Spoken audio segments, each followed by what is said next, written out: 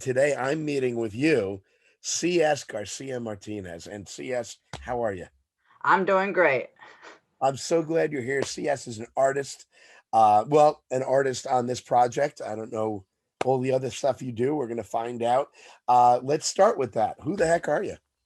So I am C.S. Garcia Martinez, and I'd like to say that I do comics, I write, I read, and I draw. Um, uh, I'm drawing for this one. I write to other projects as well. You can find my work at mckeanart.com. That's MAKKINE.com. I've got links to my Twitter on there as well. Um, and I'm always, happy to work with comics wherever, however possible. How did you get into comics? Well, I've always been someone who likes to write stories, someone who likes to tell stories, right? I would put on little plays for my parents when I was a kid. Um, but I would always also use to illustrate them. I would do these little folded paper books, right? And I would like bind them with tape. And I would do little illustrations for them. And for whatever reason, at around like the eighth grade, it's like at near the end of middle school, I got hit by this really terrible writer's block. And it was and I mean this happened when I was like a kid, so it means something. I still remember it, right? Because Yeah. I just found it I couldn't sit down and do prose. And I think in retrospect, what happened is I got bored of describing trees. I just wanted to draw a tree. Ah, And I found that I could still write dialogue. So I what I started doing was I still wanted to tell the stories that I had in my head bouncing around. So I started to do comics. I would write dialogue and I would draw out instead of having to describe everything, what was happening. At that time, I also was reading a lot of manga. I was reading a lot of, Western comics as well. I was reading a lot of web comics, and it just started a passion that has not been extinguished to this day. see, if that happened to me, I'd be in trouble because I can't even draw a tree. Uh, James, one of his favorite parts of the process, James Lyons, the co-founder and the artist of Fugitive Pumps, is waiting for me to send my reference drawings for what I wrote. He's like, no, no, just show me how you see it. And apparently, he's keeping a collection of these horrendous. Look at third grader with a head injury drew them. So it's awesome that you had that ability, and your art is so cool. Your art is so cool. Can you give the website one more time, please? Yes, that's mckeenart.com. So it's MAKKINEART.com. Um, And why that name for the website? I honestly, it was a forum username I had when I was a kid. I liked the sound of it, and it just stuck. It jumped with me from forum to social media, and it just became what I started using. And I still kind of like the sound of it, McKeen. I love it. I love it. My Twitter handle is the same thing. Everyone's like, "What's CD Mets?" I'm like, "CDM, my initials, etc." Why? Because when my father asked me when we got the internet, "What do you want your email?" Because I'm that old. What do you want the email address to be? And I went CDM. He said it's not enough, and I went etc. And I've just held on to that. People are like, "What is that?" I'm like, "Don't worry about it." Well, that and I've spent a lot of time on that website. It's beautiful, beautiful work. What are you doing for Containment Bridge? So I am working with Azim on a Azim story. Lyons. Azim Lyons about on a story about sort of duality and what would happen if your soul got stuck in another world. Ooh, Um, I think that's I think that is a solid enough pitch. absolutely. Do you know what? Remember the prompt you were given? We were given the prop terrible twos. Terrible twos. Um, so every team, I asked every team once we had figured out the teams, to come up with a prompt to work under the umbrella of myth, but it didn't have to be about anything in particular. And then I shuffled them all around, and because it's the cruelty in me. We had it happen too. I love improv creation. I love prompt based creation. Azim and I are both members of the Comics Jam, the Comic Jam, the comicjam.com. And every week they have a theme. And the writers come up with a one-page script, and then they give it to an artist who has like 5 weeks to draw it. And every week they release new ones. And I'm in heaven. Just give me a prompt and see what I can do with it. And you guys are doing really cool stuff. What's your process been in finding the feel for the imagery? well, let's see. How do I say that? So, Azim and I worked very closely at the beginning, like in the drafting stages. Not to give too much away, but we both decided, oh, we really like, the old school idea of fairies, the fair folk, changelings, that sort of thing. Wonderful. So, I sent Azim my website. I said, if there's any style on here that catches your eye, let me know because I can work in a particular style, right? Um, and then after I got the script, right? Because I don't do any development work before I get a script because I want to sort of build off of the writing rather than influence the writing too much. I feel like that's I want to show respect for the author in that way. Yeah. After I got the script, I did some developmental sketches, which are very, very rough. They also look. I can almost assure you that James does not mind those third grader sketches because that is what developmental art looks like. And I sent him over to Zeman. I'm like, does this sort of silhouette look good for our main character? Does this sort of does this sort of these sort of forms look good for our environments?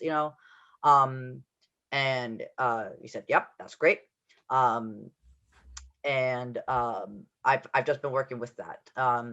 Ever following up on that, it's just sort of penciling, inking, etc. I have a developed process for that that I just work within. I found that I didn't have to do too much tweaking after I liked the general look of the sketches that I laid out. That's great. That's great. I've written a ton of short stories and novels and screenplays, and there's something about the first time I started writing comics, I was nervous that I'm going to hand this off, and that is scary. It's your baby, right? But the joy I get from the conversations and the discoveries when an artist comes to me and says, "I'm thinking about it this way." And my first reaction is always, no, that's not what I wrote. Yeah, but I've learned how to push that back and go, wait, what is it? And so often it's much cooler than what I came up with because once the artist gets it, once you guys get it, it starts rolling and building and growing. And you think of things I would never have thought about, the hunch of the shoulders, right? I love that. What you talked about things that you've written. Mhm. Is there anything we could check out, or is it on the site, or Yes, everything's on the site. I what? actually want to talk a little bit about collaboration with an artist. I had a hard time with collaborating for a long time, and then I started doing theater in college. And because when you're directing a play, it is almost exactly the same thing as in my head, at least, as drawing a comic. Because you're taking a script that someone else did, and you're doing the visuals of it, and you have to really, really dig into it and sort of tease it apart, and get to know it very intimately in order to execute it, right? And then once I started doing theater and thinking about theater in that way, I found that I could work with a writer much, much, much, much better, just because you develop those muscles of interpretation, which are super important. And you know, I love the way you said that. You need to develop those muscles. I know that James still thinks I'm a pain in the butt from time to time, but I think I'm much better than when we first started. I had this like stranglehold on my work. And Mike Flanagan, who is one of my oldest friends, my best friends, a contributor as well to the book. He's a professor of theater and a director. And I learned a lot from him about that because I mean that's a nerve-wracking process. Not only is it you and the writer, but you've got this clear idea, and then the actor walks in and says, "I'm going to play it this way." And you're like, "What?" And the set designer has their own idea going.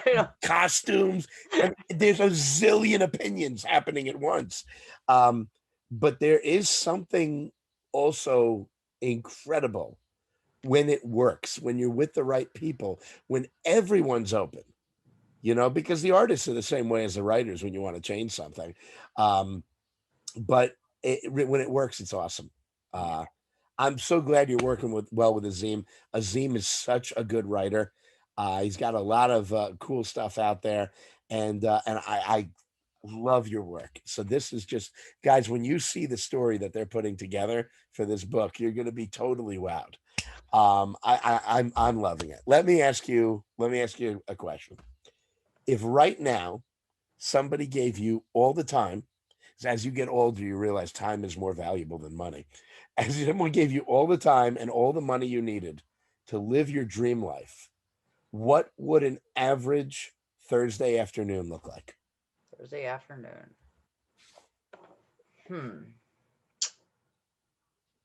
Honestly, I mean,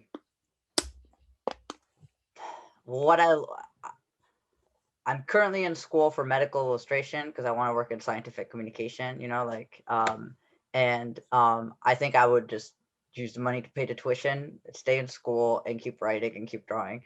I like what I do. I think the time and the money, all that would do is give me avenues to put the work out there, but I don't think my day to day would change much. Maybe I would get an at-home chef. That would maybe be the one thing. Get a what? An at-home chef. Oh, yes.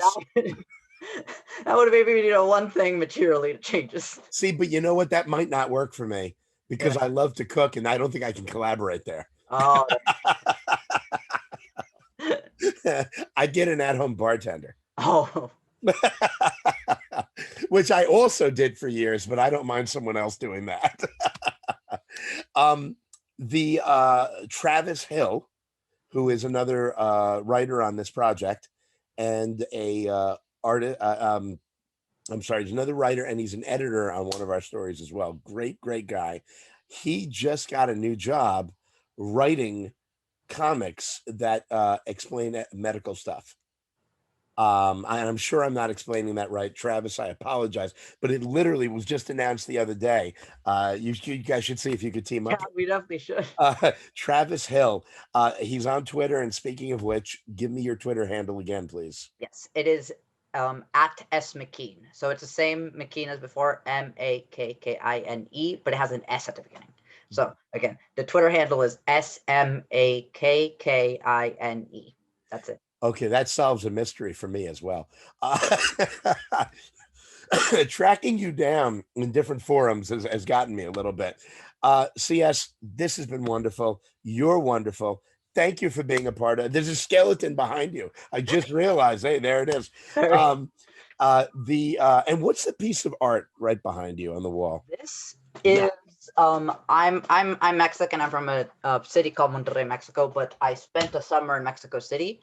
And it was a summer after, I'm really bad with dates, so I might be off by a year here, but I think it was 2018, which is a year after this devastating earthquake happened in Mexico City. And even a year after the city was still sort of rebuilding itself, it was devastating, because the ground there literally liquefies when the earthquakes happen. So it's very hard to build. And when stuff falls, they fall hard. Know that. Yeah, and I was a visitor to the city. I was there I was there over summer. I was on an internship, and I was just checking out the old town. I walked into a bookstore. It happened to be like this anarchist bookstore, and they just gave me this poster, which is I don't know what it is. I don't know who.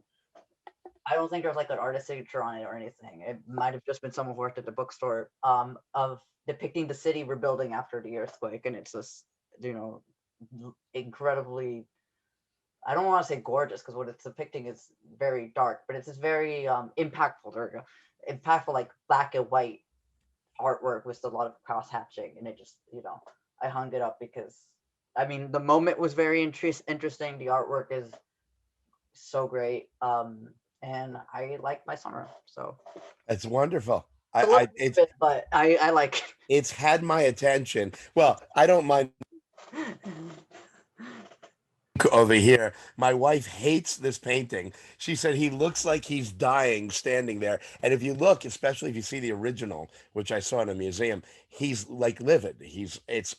But it's so striking to me. I love it. So dark doesn't bother me. In fact, I'm a little worried because James and I did a horror story for the book, and there's darkness in here.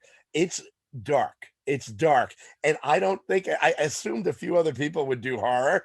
I don't think there's anything as dark in the book, and we have to figure out where to put our story because it's going to be this sudden descent into evil and madness.